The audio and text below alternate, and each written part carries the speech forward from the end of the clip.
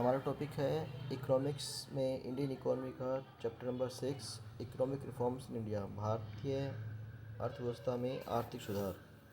तो इसके हम मल्टीपल चॉइस क्वेश्चंस कर रहे हैं। फर्स्ट क्वेश्चन हमारा, भारत में आर्थिक सुधारों की शुरुआत के लिए निम्न में से कौन सा कारण उत्तरदायी था? राजकोषीय घाटे में वृद्धि, खाड़ी संकट, प्रतिकूल भुगतान शेष में उच्च घाटा।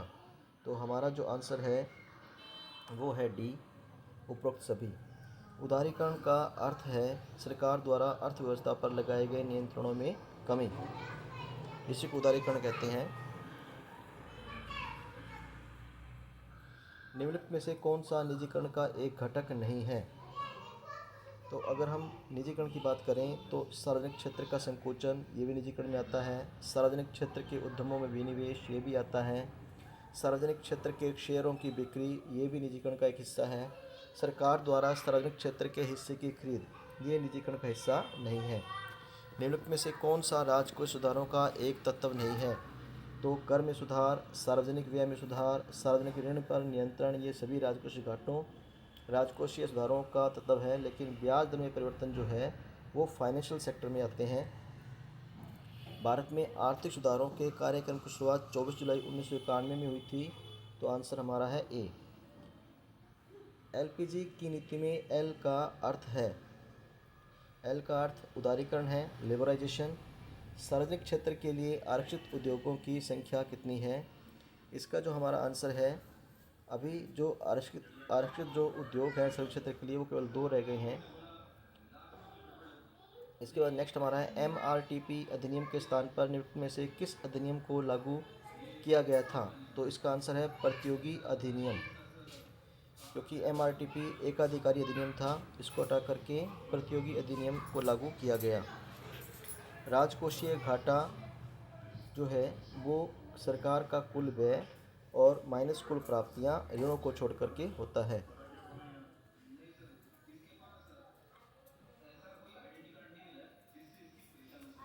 अवंद नीति वह नीति है जिसमें अर्थव्यवस्था के कार्यक्रम में राज्य का हस्तक्षेप होता है।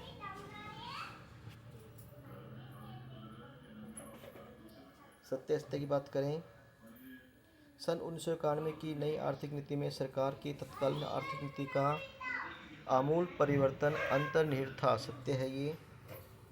नई आर्थिक नीति में एलपीजी द्वारा एलक्यूपी का प्रतिस्थापन अंतर्निहित है, ये भी सत्य है। यहाँ पे एलक्यूपी का मतलब है licensing, quota and permit. L का है लाइसेंसिंग,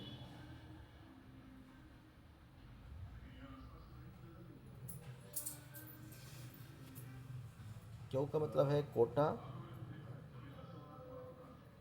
और पी का मतलब है परमिट।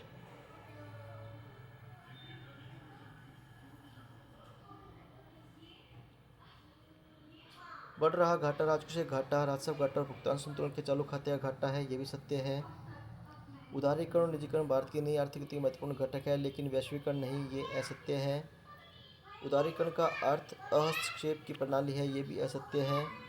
विराष्ट्रीयकरण में सदा निजीकरण निहित है, किंतु निजीकरण का अर्थ सदा विराष्ट्रीयकरण नहीं है, ये सत्य है।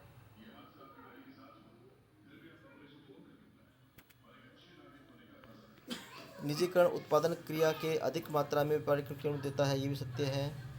वैश्वीकरण अंतर्राष्ट्रीय बाजार साधन बाजार में श्रम के मुक्त संचालन पर पूंजी अपेक्षा अधिक बल देता है, ये असत्य है।